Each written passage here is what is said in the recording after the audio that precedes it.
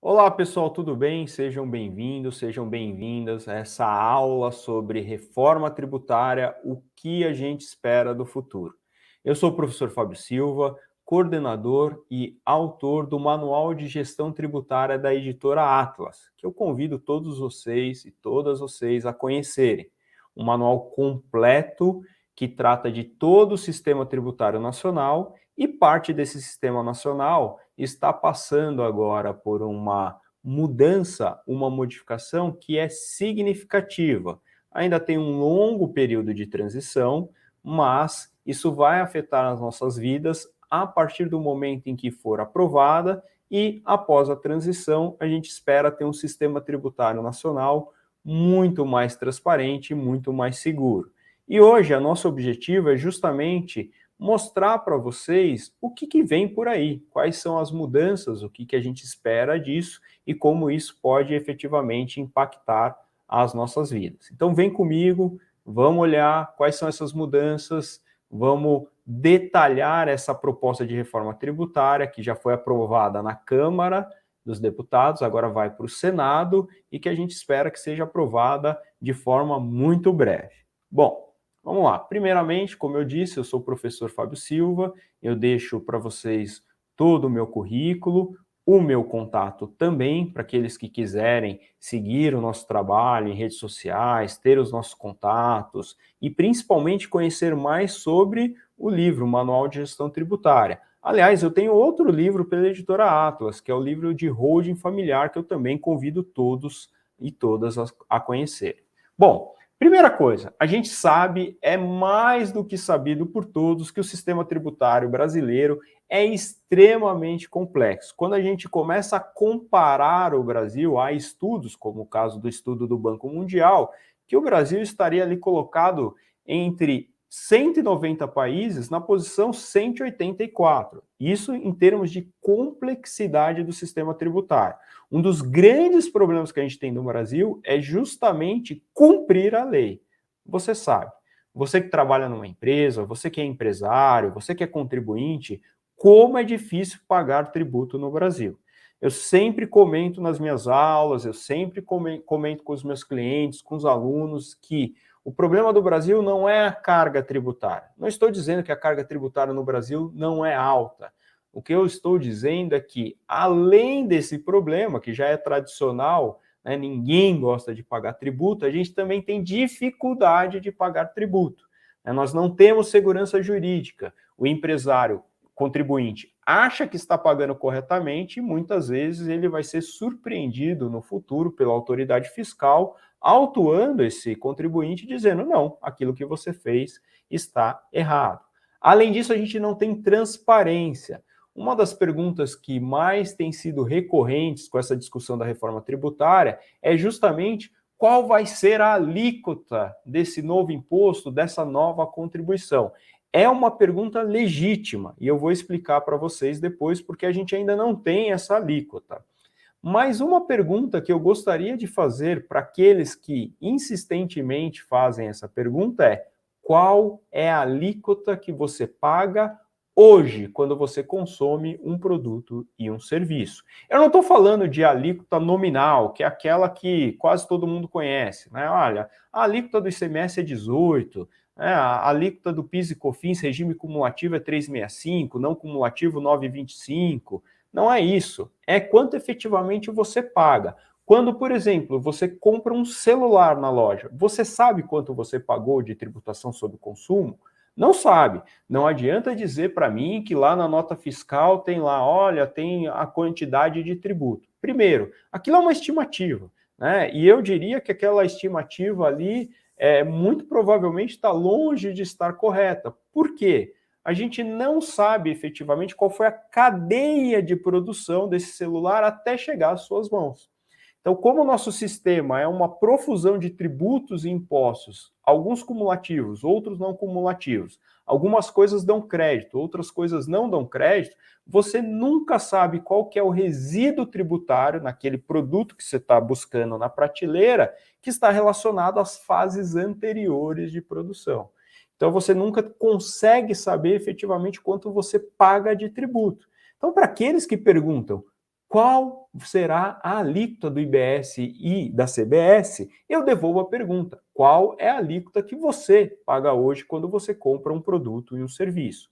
Então, um dos méritos dessa proposta de reforma tributária, pelo menos esse é a premissa da reforma, se depois, após o processo político, isso vai permanecer, eu não tenho como garantir, mas a premissa da reforma tributária é dar mais transparência ao nosso sistema. Então, a gente tem essa complexidade, e essa complexidade é adicional quando a gente trata dos tributos sobre consumo. Então, quando a gente fala de ICMS, IPI, ISS, PIS, COFINS, a coisa complica muito. Por quê? A gente tem contribuição e imposto federal, a gente tem imposto estadual e imposto municipal. Imagine vocês, cada município brasileiro, a gente tem mais de 5 mil municípios. Cada estado brasileiro, 26 mais o Distrito Federal e a União Federal, cada qual com uma legislação assim quase que impossível para o contribuinte e mesmo para aqueles profissionais especializados em direito tributário acompanhar toda essa legislação que muda de forma constante. Além disso, a gente tem problemas, como no caso das transferências interestaduais de mercadoria, a venda de um estado para o outro, aonde é devido o tributo, como é que fica a questão relacionada ao crédito desse tributo, o tributo que foi pago na operação anterior, guerra fiscal. E, além disso, algo que, com o passar do tempo, tem se tornado cada vez mais constante, a distinção entre o que é serviço e o que é mercadoria. No passado, a gente sabia, serviço e mercadoria não era algo tão difícil de você distinguir. Hoje isso é muito mais complicado, porque cada vez mais essa linha que separa o que é serviço e mercadoria vai se tornando mais difícil. No passado, quando você comprava um software, que você ia numa loja e comprava aquele disquete, aquele CD-ROM, olha só, estou indo longe, você olhava para aquilo como uma mercadoria. Hoje, quando você entra no site de uma companhia de tecnologia e faz o download desse produto, ou quando você faz uma assinatura que você pode usar durante 12 meses aquele produto, isso efetivamente é um produto, uma mercadoria, ou isso é um serviço que está sendo prestado para você? Você deve pagar ISS ou ICMS? Não é à toa que essa discussão vem há décadas. Recentemente, o Supremo Tribunal Federal definiu que, para software, a incidência correta é ISS, Imposto sobre Serviço, conforme Lei Complementar 116 de 2003. Mas veja que essa é uma discussão que cada vez a gente vai ter mais. Imagine quando todos nós tivermos uma impressora 3D na nossa casa e a gente imprimir, sei lá, essa caneta. Não sei se isso vai ser possível, conheço muito pouco de tecnologia, mas acredito que em algum momento a gente vai chegar nesse ponto. E aí? Aquele molde que você comprou, sei lá, você vai fazer o download daquele molde, você está comprando uma mercadoria ou um serviço? Veja como isso é complicado. Então, outra premissa que eu acho que é positiva na reforma é justamente não ter mais essa distinção entre serviço e mercadoria. Então, você vendeu alguma coisa, bem ou serviço, não importa se você vai chamar isso de mercadoria, de serviço, o fato é que vai incidir a CBS e o IBS. Então, esse é um ponto importante. Então, veja, isso é extremamente interessante, essa busca por uma simplificação de um sistema tributário que é muito complexo e que o contribuinte muitas vezes gasta mais para pagar o tributo do que o próprio tributo, o que é um absurdo na minha visão, tenho certeza que na visão de todos nós. Então, esse ponto é fundamental. Outro ponto que é interessante é relacionado justamente à carga tributária ou como se tributa. No Brasil, a gente tem uma tributação que é muito focada, veja vocês, em bens e serviços. Existe uma tributação relevante na renda, mas olha só, bens e serviços é quase o triplo, é muito maior. Quando a gente compara com os países membros da OCDE, a gente vai ver bens e serviços é uma tributação menor a carga tributária quando comparada com a renda, né? E isso é um problema, né? Você tributar mais o consumo que a renda, porque os tributos sobre o consumo têm uma característica de regressividade. O que é regressividade? Falando objetivamente, regressividade é quando aquela pessoa que é mais rica acaba pagando proporcionalmente menos tributo do que aquela que é mais pobre, né?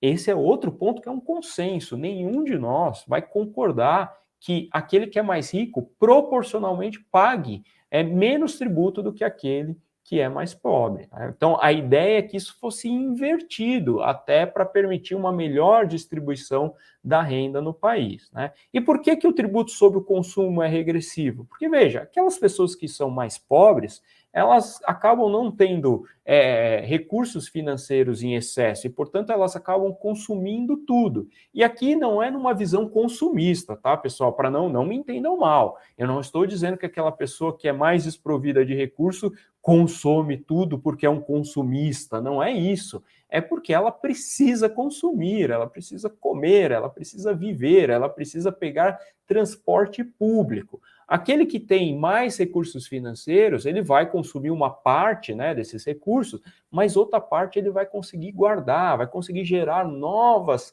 receitas, vai ter renda, né, relacionado a essa poupança, e isso vai ser tributado de forma menor do que quando comparado com o consumo. E é por isso que a gente acaba tendo essa tendência de regressividade dos tributos sobre o consumo. Por isso que o ideal é que você tenha uma redução da carga tributária sobre os consumos. Não é o que acontece no Brasil. Olha só, o Brasil, quando se trata de tributação sobre o consumo, está lá próximo de Argentina, Uruguai, Chile, Venezuela. Venezuela é um outlier, aqui uma tributação muito alta, mas o Brasil está mais próximo da Venezuela do que da Suíça e dos Estados Unidos. Vocês podem dizer, bom, isso é natural, né? Nós estamos num país aí em desenvolvimento. Estados Unidos, Suíça, Canadá já é um país desenvolvido.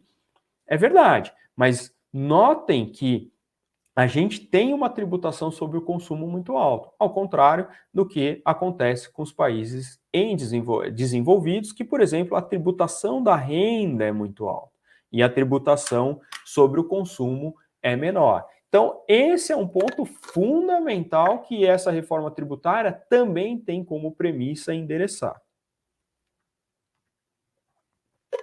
E aí, entrando diretamente na proposta que foi aprovada pela Câmara dos Deputados, qual que é a ideia dessa reforma tributária? Primeiro, a gente vai extinguir 5 tributos: PIS, COFINS, IPI, ICMS e ISS. Então, nós estamos falando de 3 tributos federais, 1 estadual e 1 municipal. E aí a gente passa a ter aquilo que a gente chama de IVA dual, IVA, Imposto sobre o Valor Agregado. A ideia é que a gente tribute em cada etapa apenas aquilo que cada etapa agregou no processo produtivo, ou seja, uma não cumulatividade plena. E aí a gente teria a contribuição sobre bens e serviços, o imposto federal, e o IBS, Imposto sobre Bens e Serviços estadual e municipal. Além disso, a gente teria o imposto, ou terá o imposto seletivo, que é um imposto que serve para desincentivar o consumo de produtos que são, por exemplo, prejudiciais à saúde ou aquilo que a gente chama de externalidades negativas. O exemplo que sempre surge, o maior é o cigarro, mas a bebida também, né? Mais para frente, nessa aula, eu vou falar um pouco mais do imposto seletivo e das preocupações que a gente tem em relação a ele. Então, notem, o PIS e COFINS, eles se unem, se aglutinam na CBS, o ICMS e o ISS se aglutinam no IBS, o IPI deixa de existir e a gente passa a ter este imposto seletivo. Outra premissa, outra ideia, outro objetivo que essa reforma tributária traz, que é positiva, deve ser motivo de comemoração, é a uniformidade da legislação. Então, De novo, você que é empresário, você que é contribuinte, você que é profissional do direito, da contabilidade, da administração, faz parte da estrutura de governança da empresa, enfim, todos aqueles que de alguma forma estão envolvidos direta e indiretamente com tributos sabem a dificuldade que é atuar e empreender no Brasil. O empreendedor brasileiro ele é um herói por natureza.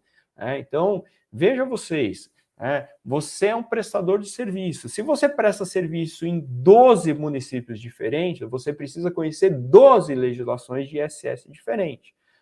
Com ICMS não é diferente.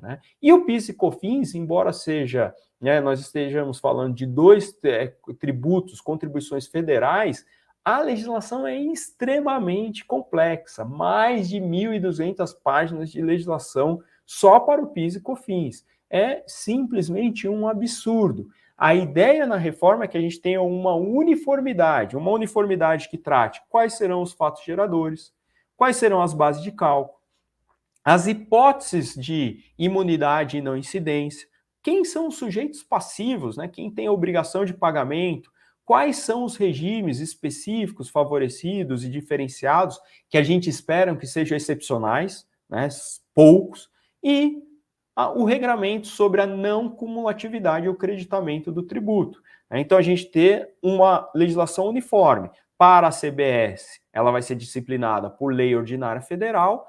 Para o IBS, Imposto sobre Bens e Serviços, uma lei complementar que trate aí de todos esses temas e a alíquota seja definida por cada estado e cada município onde ocorre o consumo e é devido efetivamente o tributo. Quais são as principais características desse IVA dual da CBS e do IBS? Primeiro, alíquota única. A gente vai ter algumas exceções e, de novo, a gente espera que as exceções sejam efetivamente exceções. Aqui no Brasil a gente tem dificuldade com isso, vocês sabem, A gente fala que é exceção, mas é tanta exceção que chega num momento que você já não sabe distinguir o que é exceção e o que é regra. Mas aqui a premissa, novamente, é que as alíquotas sejam únicas. Isso é importante, isso dá transparência, isso dá neutralidade para o sistema. Então veja, não importa se você comprou um celular, uma TV, um videogame ou uma mesa. A alíquota é a mesma. Então, você sabe efetivamente quanto você está pagando de tributo. Outro ponto importante, sabe aquelas discussões, você já ouviu falar dessas discussões, fala a verdade para mim. Se é biscoito ou bolacha, olha lá, hein? É biscoito ou bolacha? Essa dúvida ninguém responde, a gente sabe a alíquota do tributo, mas essa a gente não responde. Ah, mas o bombom era chocolate, virou wafer, aí mudou a alíquota. Essas discussões que a gente está buscando encerrar. Não importa se é chocolate ou se é biscoito wafer, sei lá o que é. A alíquota é a mesma. Então, você evita aquelas discussões e aqueles planejamentos no sentido de tentar encaixar o seu produto como aquele produto que tem uma alíquota favorecida. Não, todo mundo paga uma alíquota igual e é transparente. Você, consumidor, você, contribuinte, sabe quanto você está pagando. Incidência ampla.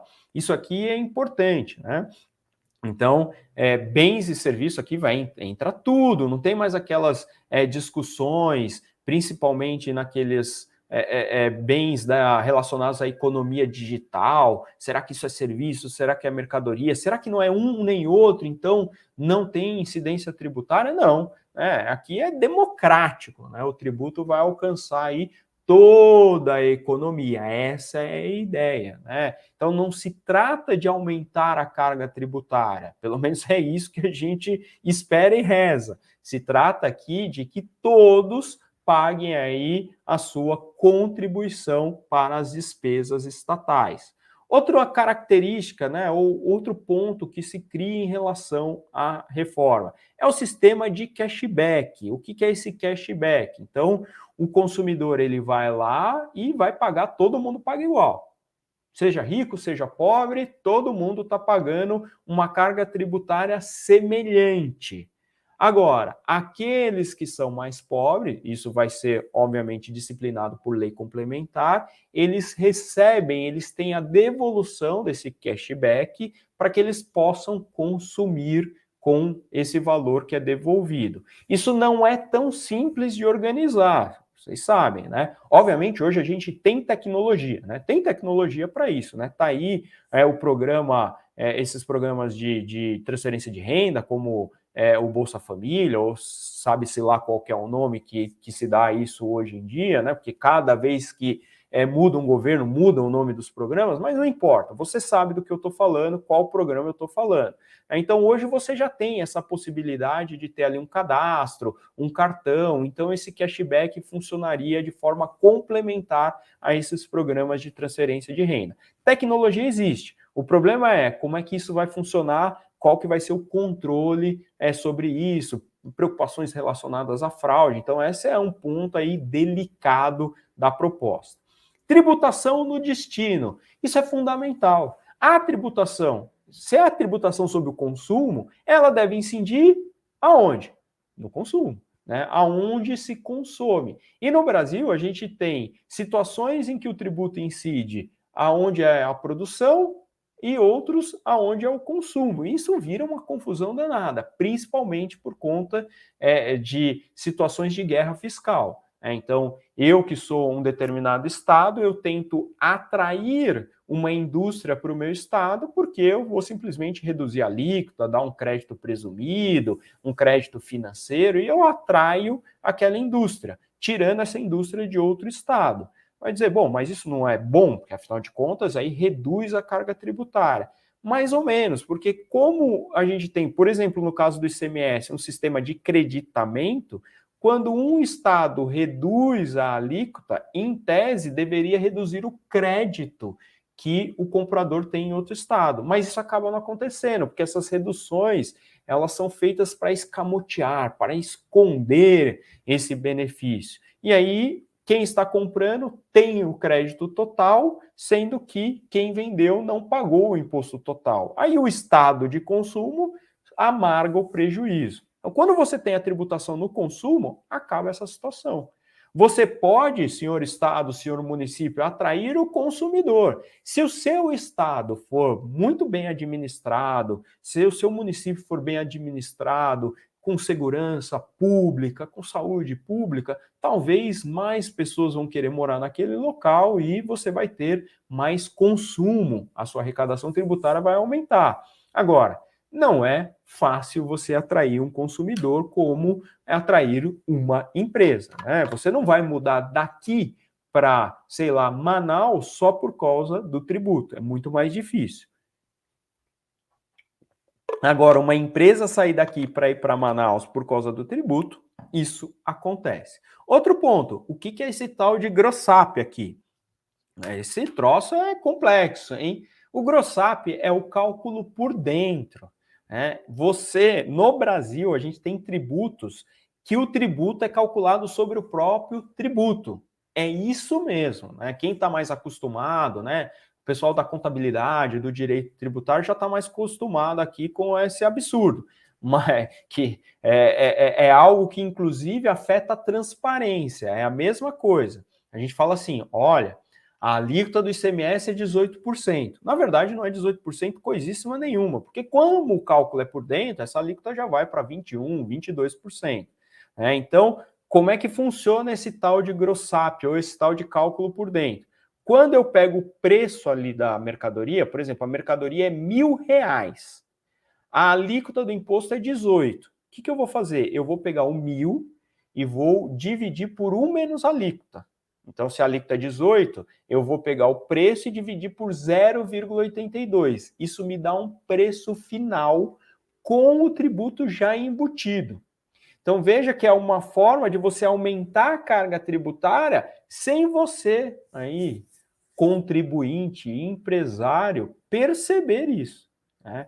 Então, a história de que, acho que o ministro das Finanças do rei Luís XIV ou XVI, não me lembro exatamente, dizia que a arte de tributar é a arte de tirar a pena do ganso sem o ganso gritar. É o que o Estado faz com a gente. Aqui eu não sou contra a tributação, não, pessoal, é necessário, né? A tributação é necessária para a gente ter saúde pública, para a gente ter estradas, poder judiciário, vacinas. Obviamente, tem uma série de reclamações que eu também tenho a respeito dos gastos públicos, né? Eu acho que no Brasil a gente gasta mal, né, o dinheiro do contribuinte, mas o fato é que tributo é importante, ele é necessário. Agora, o problema é que eles buscam arrancar a nossa pena sem a gente perceber. E esse também é uma premissa dessa reforma, é te dar clareza, transparência, para usar uma palavra da moda, né, que está sendo muito utilizada, para empoderar o contribuinte. Olha que bonito isso. Então, acaba esse grossap. Vai ser assim, é 1.000 o valor do produto, a alíquota é 18, tudo bem, é 180 de ICMS. Simples assim. Né? Então, você vai lá na nota fiscal, vai estar lá R$1.000 do produto, 180 de ICMS. Você sabe quanto efetivamente você está pagando. Então, isso é muito importante. Tá? Tem a ideia também aqui é evitar, né, excluir a incidência de um tributo no outro. Esse é outro problema que a gente tem no Brasil. Né? Então, qual que é a base de cálculo do ICMS? É o preço do produto, mais o PIS, mais a COFINS. O IPI não entra, mas se a venda for para consumidor final, entra. Tudo bem, mas e a base de cálculo do IPI? A base de cálculo do IPI é tudo, inclusive ICMS, inclusive PIS e COFINS. E a base de cálculo do PIS e COFINS? Não entra o ICMS porque o Supremo falou que não entra. Pessoal, juro para vocês, eu sempre falo, né? Às vezes eu dou 6 meses de aula num curso de graduação sobre legislação tributária, eu falo, olha, 6 meses é para a gente ver o básico mesmo, a gente devia ficar 5 anos só tratando disso. Né? E aqui não, a ideia é, olha, um tributo não fica incidindo no outro. Né? Tem a exceção do imposto seletivo, que compõe a base de cálculo do IBS e da CBS, mas de resto, um tributo não compõe ou não deve compor a base de cálculo do outro. Onde nós estamos aqui na nossa estrada, olha só, não cumulatividade plena, pelo amor de Deus. Imposto sobre valor agregado precisa ter não cumulatividade plena, senão não é sobre valor agregado. Você está pagando tributo sobre o que você agregou e sobre o que foi agregado nas etapas anteriores. Tá? A gente precisa encerrar as discussões relacionadas ao creditamento dos tributos. Né? Então, o que dá crédito para PIS e COFINS? Olha, é simplesmente impossível responder essa questão. A gente precisa ir lá na empresa, conhecer a empresa, o processo produtivo, fazer uma série de julgamentos para poder concluir efetivamente se a gente se acredita daquilo, se é insumo, se não é insumo. Então, veja, um contencioso gigantesco. Quer prova maior do quanto isso é complexo? A proliferação de empresas de recuperação de crédito. Eu não estou criticando quem faz esse trabalho, muito pelo contrário. Né? É um trabalho relevante para a sociedade, né? Porque busca recuperar tributo que foi equivocadamente pago. O problema está no início. Desde o início, o tributo não era para ter sido pago equivocadamente. Por que tem tanta empresa recuperando o tributo que foi recolhido de forma errada? Porque o sistema é complexo, é muito complexo. Então, você não sabe efetivamente quanto você tem que pagar. E a ideia aqui na CBS e no IBS é que você tenha não cumulatividade plena. Somente aqueles produtos que você compra para uso e consumo pessoal que não deve dar direito a crédito, né? E nem aqueles que são isentos. Então, comprei esse celular, né? Considerando o celular, talvez a gente tem que esperar a legislação complementar dizer se isso daqui vai ser bem de uso e consumo, mas comprei para o meu escritório esse mouse aqui, ou essa canetinha que eu uso aqui nas minhas atividades, uso bastante, inclusive, gosto bastante dela. Então, se aqui dentro tem tributo, eu tomo crédito desse tributo. Não tem discussão para que eu uso essa caneta. Então, eu tenho não cumulatividade plena. Agora, se não teve tributo aqui dentro dessa caneta, aí, tudo bem, paciência, eu não tomo crédito, obviamente. Outro ponto que é importante está relacionado aos créditos acumulados. Daqui a pouco a gente fala um pouco mais disso desse regramento, mas a ideia é, e quem tem um monte de crédito acumulado de ICMS, por exemplo, faz o que com isso quando a gente virar a chave, quando a gente estiver no novo sistema? Então a ideia é que se permita, que se use esses créditos para abater os tributos, contribuições após o início do regime. A gente tem algumas exceções em relação às alíquotas, como eu comentei, a gente espera que sejam exceções, que as exceções não virem regra. A nossa história demonstra, né, e gato escaldado tem medo de água fria, que conforme a gente vai abrindo a porta para exceções, todo mundo vai lá bater na porta do Congresso, fazer lobby, o que é, a princípio, legítimo, para dizer o seguinte, pô, e o meu setor? Vou dar um exemplo aqui, não, ninguém, por favor, me bate, ninguém fica bravo comigo, eu não estou dizendo se está certo ou está errado, eu não estou fazendo julgamento, mas, por exemplo, os advogados podem virar e falar assim, mas pera um pouquinho, se entrou, sei lá, serviço de educação, por que não serviço jurídico? Serviço relevante, está na Constituição, né, que o advogado é fundamental para a justiça, então não deveria ter também uma exceção para a advocacia? E vamos dizer que aconteça de ser incluída essa exceção. Aí os contadores vão falar assim, não, mas espera um pouquinho, e nós? E por aí adiante. Né? Então, novamente, eu não estou fazendo nenhuma crítica, porque eu acho que é legítimo cada um olhar para o seu setor, para as características do seu setor e buscar aí, né, aquilo que é melhor para a sua atividade. Mas o fato é que quando a gente começa a ter muitas exceções, a exceção vira regra e cai por terra todas aquelas premissas que a gente traçou para ter um sistema simples. Então a gente tem que tomar cuidado com isso. O que a gente tem hoje são esses pontos que estão aqui na apresentação. Vou citar alguns, como, por exemplo, cesta básica, né? Então, a cesta básica seria totalmente desonerada, remédios para pessoas com deficiências, produtos eu não vou conseguir, se eu tentar falar isso aqui, eu vou me enrolar tantas vezes, falar tantas vezes errados, que vocês vão ficar rindo e eu não vou conseguir seguir. Então, vocês leiam o que está aqui, porque eu não vou...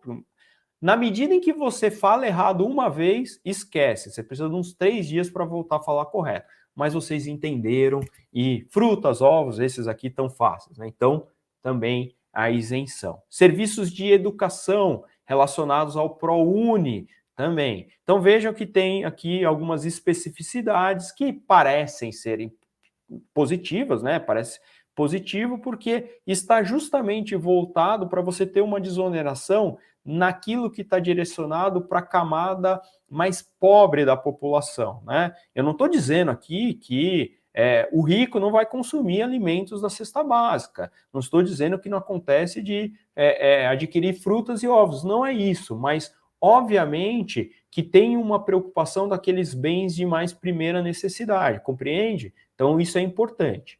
Outras exceções, aí a redução da alíquota não é de 100%, é de 60%. Os demais serviços de educação, os demais medicamentos, produtos de cuidados básicos à saúde menstrual, que era um ponto muito importante que foi levado à discussão, dispositivos médicos de acessibilidade para pessoas com deficiências, insumo agropecuário, serviços de saúde. Aqui a gente não tem uma desoneração completa, o que a gente tem efetivamente é uma redução da alíquota em 60%. E aí a gente vai ter aqueles regimes tributários que são considerados específicos, especiais e favorecidos. Então, é um regime à parte. Então, combustível e lubrificante, que normalmente a cobrança é monofásica, para você não ter que ficar cobrando posto de gasolina, você cobra lá na Petrobras, por exemplo. Né?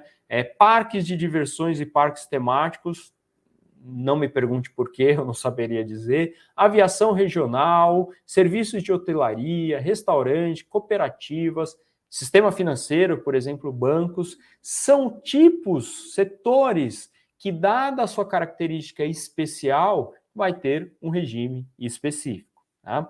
E aí a gente tem regime especial, que são os regimes aduaneiros de exportação, né? A exportação é desonerada e a gente vai ter alguns regimes especiais relacionados a isso, e o regime favorecido da Zona Franca de Manaus, que vai até 2073, senhoras e senhores. 2073. Vai ter planeta Terra em 2073? Eu não sei dizer, mas a Zona Franca de Manaus permanece até 2073. Bom, vai haver fim da guerra fiscal? Bom, como é que fica então os benefícios fiscais? Porque a gente tem uma série de benefícios fiscais em andamento. Eu estou aqui, a minha empresa abriu uma planta industrial em tal lugar por conta de um benefício fiscal. Como é que fica? A ideia é que todos esses incentivos eles sejam mantidos até dezembro de 2032 e você vai ter uma redução proporcional a partir de 2029. Né? A partir de 2032 acaba esse negócio de incentivo fiscal, guerra fiscal, acaba com isso. De novo, essa é a ideia, essa é a premissa que está por trás aí da reforma tributária. E aí a gente vai ter fundos nacionais, né, tanto para compensar aí as empresas que eram beneficiárias desses incentivos, como para beneficiar os estados, né, que concediam incentivos e você ter ali, de alguma forma, recursos destinados à redução de desigualdades regionais. Eu, pessoalmente, aqui é uma opinião minha, né, que ninguém precisa concordar, muito pelo contrário, a discordância é salutar. Eu prefiro sempre que o incentivo seja via gasto do que via benefício fiscal. Né? Porque o benefício fiscal acaba sendo sempre escamoteado, escondido ali, a gente não sabe exatamente para quem que está indo esse benefício fiscal, não tem ali transparência. O gasto direto é muito melhor. Então, construa estradas, universidades, parques industriais, faz o gasto direto, ao invés de ficar dando benefício fiscal que sempre não é transparente. Então, eu sou favorável, sim, a cessão dos benefícios fiscais, lógico, garantindo direitos aí que foram adquiridos e que a gente passe para que esses incentivos sejam dados via gasto direto, ok? Já em relação àqueles créditos que estão acumulados de ICMS, até aqui a gente não tem nada a respeito de IPI, PIS e COFINS, né? A princípio, o contribuinte está perdendo aqui, vamos ver como isso vai ficar. Mas no caso do ICMS, aquele saldo credor, que fica acumulado até o final de 2032, ele pode ser aproveitado posteriormente. Então, ele seria compensado com o IBS em 240 parcelas mensais. 20 anos. É um prazo bem longo. E aí você teria aqui a atualização desse crédito via IPCA ou outro índice ali que substitua o IPCA, tá bem? Detalhe disso aqui, e isso é um dos pontos que os críticos da reforma tributária, eles têm pegado bastante nesse ponto. Muita coisa dessa reforma está ficando para que depois, por meio de lei complementar ou por meio de uma lei ordinária, seja estabelecido. E aí a gente fica com um pouco de receio, né? Tudo isso que a gente está falando aqui, na hora que vier essa lei complementar, ela vai ser mantida? A gente espera que sim, porque tudo isso aqui que eu estou falando, a ideia é que isso esteja na Constituição, e a lei complementar aí deve obedecer à Constituição. Mas será que a gente vai ter problema, novos regimes especiais, novas exceções? A ver.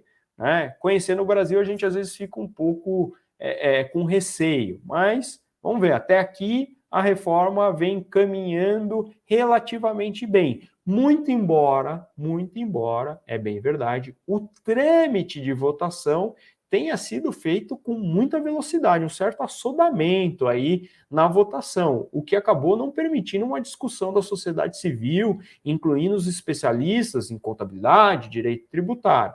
Esse é um ponto também que a gente precisa olhar. Um regime democrático, ele pressupõe, né, a discussão dos projetos. Então, fica aqui essa vírgula, né, para todo esse trâmite aqui.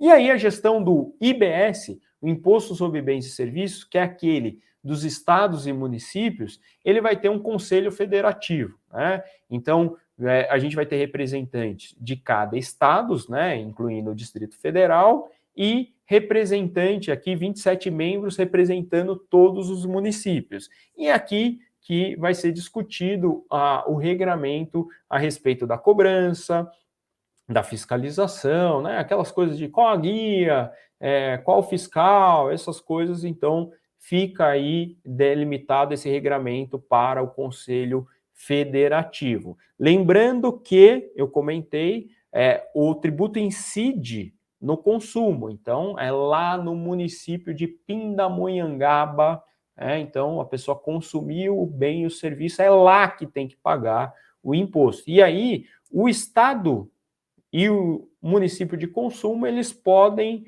modificar a alíquota referente ao tributo que incide, o fato gerador que incide no local. Então, você vai ter uma alíquota única e você pode ter essa mudança dessa alíquota em relação ao estado e ao município, né? E o imposto seletivo? Esse aqui pode ser polêmico, algumas pessoas estão criticando o imposto seletivo. O imposto seletivo ele tem uma dupla função, né? Então, a ideia é que a gente pega ali alguns poucos produtos que têm externalidades negativas. Então, o que é externalidade negativa? Por exemplo, bebida. Bebida causa um problema de saúde pública, causa um problema em termos sociais, né? Por exemplo, para citar um exemplo, acidente de trânsito. Então, você tem externalidades negativas que você, como sociedade, você quer desincentivar o consumo de bebida alcoólica e de cigarro, por exemplo, por conta dessas externalidades. Se não tivesse externalidade negativa, meu camarada, você quer fumar, você quer beber, é um direito seu, você tem plena liberdade, livre-arbítrio em relação à sua vida. O problema é que existem algum tipo de consumo que causa problemas para a sociedade, seja de saúde pública ou, como eu mencionei aí, de segurança. Então, nesses casos, você pode utilizar o tributo, manejar o tributo, visando desincentivar o consumo. E mais do que isso também serve para o Estado, a sociedade arrecadar recursos para fazer frente a essas externalidades, como, por exemplo, as despesas de saúde. Qual que é o problema aqui? Primeiro, qual que vai ser a alíquota? A gente não pode ter uma alíquota excessiva. Então, tem essa problemática. E outra, o que efetivamente vai ser incluído nesse imposto seletivo? Então, bebidas e cigarro é o óbvio, mas daqui a pouco, vamos dizer, por exemplo, o refrigerante. Refrigerante tem externalidade negativa, né? Quantidade de açúcar que tem ali no refrigerante, isso pode causar problemas a longo prazo. E aí, o refrigerante também vai ter imposto seletivo? Vai ter muita gente que vai dizer que sim, outros vão discordar. E aí começa, né? Então, de novo, o biscoito e a bolacha, né? Só o bolacha que não vai ser tributado, porque o bolacha é o correto, né? Então, o biscoito tem que ser tributado, que é incorreto. Brincadeira, né, pessoal? Então, mas veja que essas discussões podem surgir, e de novo, como nós estamos no Brasil, a gente fica meio com receio, né? Então, tem aquilo que é óbvio, né? Então, cigarros e bebidas, tem aquilo que já começa a dar polêmica. Então, aqui há uma preocupação grande que esse imposto seletivo não vire uma mera forma de arrecadação de recursos quando aperta ali nos gastos. Aliás, esse é o ponto. Esperamos, como sociedade, que tenha uma revisão em relação aos gastos, em uma reforma administrativa também. Não é só administrar, reformar a arrecadação. Vamos também olhar para o lado do gasto, tá? Isso é fundamental. E a gente tem uma transição. Aqueles que estão preocupados, né? Aqueles advogados tributaristas e contadores. Professor, eu vou perder meu emprego. Não, talvez você se aposente depois de 2033, mas até lá é a sua oportunidade, porque olha, a gente vai conviver com 2 regimes tributários em paralelo. Se com um tá difícil, imagine 2. Então não acaba o que a gente tem agora, só em 2033 que a gente vira a chave definitivamente, né? Isso não acaba. Deixa eu ver aqui se o meu som tá bom, que eu bati aqui no fio. Bom, vamos lá. Então, durante esse período de transição, a gente vai conviver com dois regimes. Olha só, a partir de 2026, então olha só, esse ano não muda nada, 2024 não muda nada, 2025 não muda nada, né? Então, tranquilo. 2026, Copa do Mundo, Brasil Hexa. Aí Brasil é Hexa e começa o regime de transição. A gente vai ter uma alíquota de BS de 0,1, alíquota de CBS de 0,9, ou seja, uma coisa pequena que é para a gente, digamos assim, ir testando, né? Você vai ter que parametrizar seu sistema, seu contador vai ter que aprender como isso funciona, o advogado vai entender isso daqui, e esse montante que você está pagando, você desconta do PIS e da COFINS. Então não é que você está pagando a mais, vai ter o desconto. A ideia também é que isso seja usado para ajudar a calibrar a alíquota do IBS e da CBS. Por quê? Consta do texto da reforma, né, e espera que isso seja aprovado, que essa reforma ela não aumenta a carga tributária. A carga tributária é mantida. A gente gostaria muito que fosse reduzida. Não é o caso, mas também, se não é para se reduzir, que pelo menos não se aumente. Então, a ideia é que a gente comece a ter essa transição e calibre a alíquota que vai substituir o sistema que a gente tem agora. Em 2027, extingue PIS e COFINS. Olha só que maravilha, acaba o PIS e COFINS em 2027. Eu dou muita aula de PIS e COFINS, olha só. Vai sobrar tempo, né? Aí a gente começa a dar aula de CBS e IBS. A ideia é que não, né? Se é tão simples assim, a gente não vai precisar estudar muito esse negócio. A gente espera que seja dessa forma. Aí em 2029 até 2032, a gente começa a ter a redução das alíquotas do ISS e do ICMS, né, de forma proporcional. Cai para 90%, depois 80%, 70%, 60%. Quando chegar em 2033, a gente vira a chave, acabou, não tem mais IPI, ICMS, ISS, PIS e COFINS. A gente está vivendo no paraíso tributário. Não sei, vamos ver, vamos esperar para ver, né? Espero que sim, mas acho que até lá ainda tem muita discussão, muita água vai passar debaixo dessa ponte. E lá na reforma eles aproveitaram e colocaram outras coisas que não estão relacionadas a tributos sobre consumo, são tributos sobre a propriedade ou a transmissão de bens, né? Então, primeiro, IPVA. Começa a pagar IPVA também veículos aquáticos e aéreos. Essa é uma reclamação que eu ouvi centenas e centenas de vezes nas minhas aulas. Professor, por que eu pago IPVA do meu Uno Mille ou do meu Gol e o milionário não paga do helicóptero, do avião e do barco? Pronto, acabou, não tem mais essa distinção. Tudo bem? Então, a partir de agora, né? A partir de agora não, né? A partir da aprovação da reforma, aí tem o prazo para entrar em vigor, o IPVA também inclui veículos aquáticos e aéreos. ITCMD, ó, isso aqui, a galera aí do planejamento patrimonial, familiar, holding familiar, né, que eu comentei do nosso livro.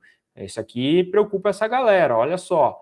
ITCMD progressivo em relação ao valor da transmissão, né? E tributação de brasileiros, né, residentes ou domiciliados no exterior, bens que estão no exterior, né, desde que, obviamente, o fato gerador tenha um elemento de conexão com o Brasil. Não é que a gente vai tributar o Bill Gates, não é isso, né? Mas, de repente, tem alguém no exterior que vai doar uma casa aqui no Brasil, o donatário é no Brasil, por exemplo.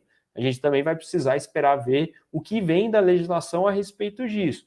E a ideia do imposto progressivo é que, conforme a base de cálculo vai aumentando a alíquota. Para quem não se lembra, o ITCMD é o Imposto de Transmissão Causa-Morte e Doações, aquele do inventário, aquele da doação, né? Aquele muito comum de ser discutido, como eu disse, em planejamentos patrimoniais. Vamos olhar para esse cara aqui que começa a ficar progressivo, talvez há um aumento da carga tributária aqui. Aquela ideia de não ter aumento de carga tributária para os impostos sobre consumos, aqui não, tá, pessoal? Aqui tem aumento sim. E no caso do IPTU, vem uma autorização para o Poder Executivo atualizar a base de cálculo por meio de decreto, né? Então, em vez de ter uma lei que autorize o aumento da base de cálculo, a atualização, então a atualização por conta da inflação, por exemplo, o próprio Poder Executivo, por meio de decreto, faz isso. Aqui também é uma porta que se abre aí para ter uma atualização constante do IPTU, então há também uma possibilidade de aumento da carga tributária. O IPVA vai ter algumas exceções, normalmente, ó, vocês vão ver que são aeronaves, embarcações que são utilizadas para alguma atividade produtiva, como a aeronave agrícola, trator e máquina agrícola, então tem exceções aqui para contemplar esse uso que não é um uso, digamos, natural, comercial ou recreativo, ok? Ótimo, pessoal, vamos lá. Vamos ver se... opa, calma, foi demais aqui. Vamos devagar, que ainda não acabou não, não acabou não. Olha só, um ponto da reforma ali que de última hora foi incluído que gera preocupação é esse tal de contribuição estadual e distrital. Olha só, os estados e Distrito Federal poderão instituir contribuição sobre produtos primários e semi-elaborados produzidos nos respectivos territórios para investimento em obras de infraestrutura e habitação. Pois é, isso aqui, pessoal, isso é complicado, hein? Ah, mas tranquilo, porque é provisório. Vai até dezembro de 2043. E eu tenho medo dessas coisas, sabe? Você também tem, né? Você também tem. Chega lá em dezembro de 2043, eles prorrogam para dezembro de 2056, por exemplo. Então, veja, o que é isso aqui? A gente vai precisar, de novo, esperar isso ir para o Senado, ser aprovado, ter uma legislação complementar para entender qual é o limite disso, porque isso aqui abre uma porta tremenda. Né? Então, poderão instituir contribuição sobre produtos primários semi-elaborados. Tudo bem. E daí? Eu não consigo emitir uma opinião mais definitiva a respeito disso, que eu não consigo opinar sobre aquilo que eu não conheço e aquilo que eu não entendo. Né? Mas logo de cara, por ser algo tão aberto assim, já é possível criticar que isso aqui não é positivo. Precisa ter mais clareza disso. Seria importante que nem tivesse isso aqui. Tá? Então, a gente está criando um novo tributo, uma contribuição para os estados e Distrito Federal, cada um ter ali o seu tributo sobre bens primários e semi-elaborados. Isso aqui, desculpe, mas é um absurdo e eu espero que não permaneça, espero que o Senado tenha aí os senadores cabeça no lugar para afastar essa possibilidade. Tudo bem? Vamos ver aqui se vai mudar o meu slide. Assim, eu não sei se a aula está boa ou ruim, mas o computador está pensando. Está demorando tanto aqui que está quase igual a demora que a gente teve para ter uma reforma tributária. Aliás, eu tenho um ponto aqui para criticar a respeito da reforma tributária. Eu sempre falo nas minhas aulas, quando o pessoal fala, professor, vai ter reforma tributária, eu sempre falo assim, pessoal, desde que eu nasci, eu ouço falar em reforma tributária. E não é que agora está tendo uma reforma tributária, agora eu me pergunto a vocês, e agora, o que eu falo para os alunos? Eu não vou mais poder falar isso, estou bastante chateado. Bom, qual vai ser o impacto da reforma nos preços? Tem alguns estudos, mas olha, eu com todo respeito, né, eu acho que é importante os estudos, eu sempre falo que a gente discute muito legislação tributária sem apoio em dados, mas eu tenho uma dificuldade de ver aqui como isso efetivamente vai acontecer, porque, veja, primeiro, a gente só tem uma proposta que ainda depende de legislação complementar para a gente saber melhor o regramento, esse é o primeiro ponto. Segundo ponto, o tributo ele não tem um efeito neutro. Quando eu tenho um tributo incidindo ali na economia, as pessoas se adaptam, as coisas mudam. Então é difícil você saber efetivamente o que isso vai acontecer na prática. Mas o fato é que a gente percebe que bens industrializados têm uma queda, mas algumas coisas podem ter um aumento. Porém, esse estudo, ele não considerava os regimes especiais, aquelas reduções de alíquota. Então, isso aqui, ele está, assim, foi feito olhando para a proposta original do IBS, uma alíquota flat, uma alíquota única, que acho que eles colocaram aqui 26,9, né? E essa alíquota única se aplicaria para todos os bens e serviços. Agora, a gente já tem exceção para escola, antibiótico, clínica, arroz e feijão, restaurantes. Então, nesse caso específico, a gente não vai ter esse aumento, pelo menos se for mantido a proposta da reforma que foi votada na Câmara. Agora, se aqueles destaques, aquelas exceções sumirem, a gente pode ter essa situação. E eu queria mostrar isso para vocês porque tem um outro ponto que é relevante.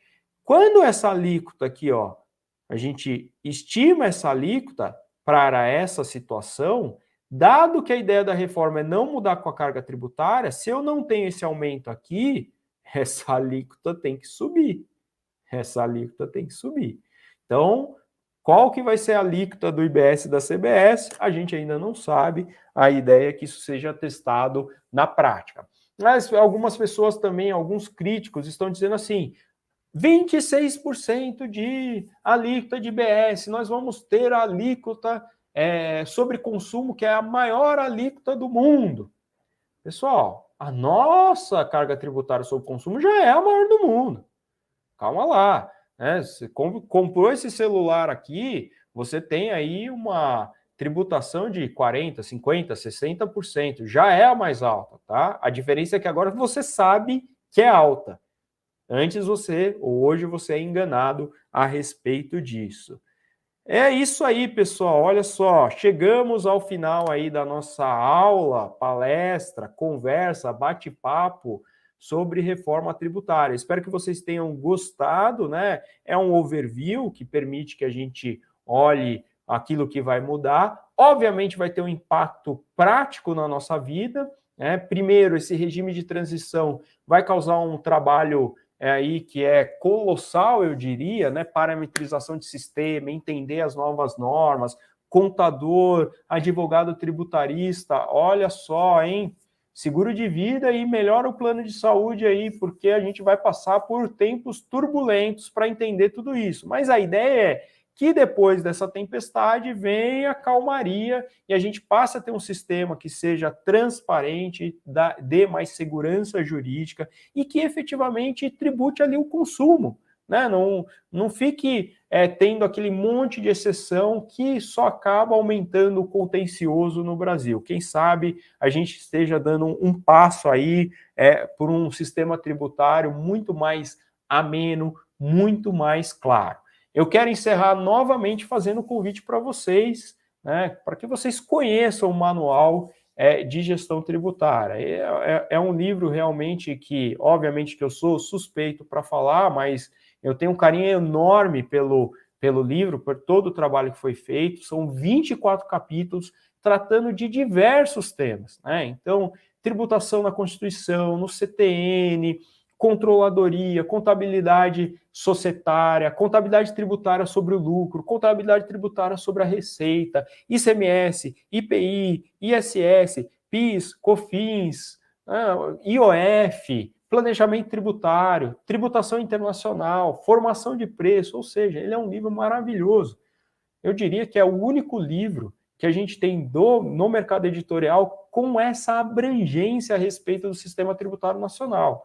E antes que vocês pensem, falem assim, mas peraí, não vai mudar tudo isso? Acabamos de ver, não vai mudar agora, vai demorar para mudar só em 2033. Você vai continuar precisando saber de ICMS, ISS, PIS, COFINS, IPI até 2033. Então pode conhecer, pode comprar o livro com tranquilidade. E mais, o livro é didático, é uma conversa entre teoria e prática, com vários exemplos, vários exercícios. Cada capítulo tem 3 vídeos dos autores explicando ali temas importantes do capítulo. Você tem aí mais de 70 vídeos aí tratando sobre o sistema tributário nacional. É um produto sem igual mesmo, a gente tem muito orgulho do trabalho, a Atlas fez um trabalho maravilhoso, o livro é fantástico. Então eu convido vocês a conhecer o livro e, novamente, né, deixo meus contatos, para aqueles que quiserem seguir em redes sociais, conhecer o livro, conhecer o nosso trabalho, e agradeço muito todos vocês, agradeço a Atlas, agradeço os meus parceiros de coordenação, professor Alexandre Evaristo, professor Arthur Pittman. Muito obrigado, pessoal, e até a próxima.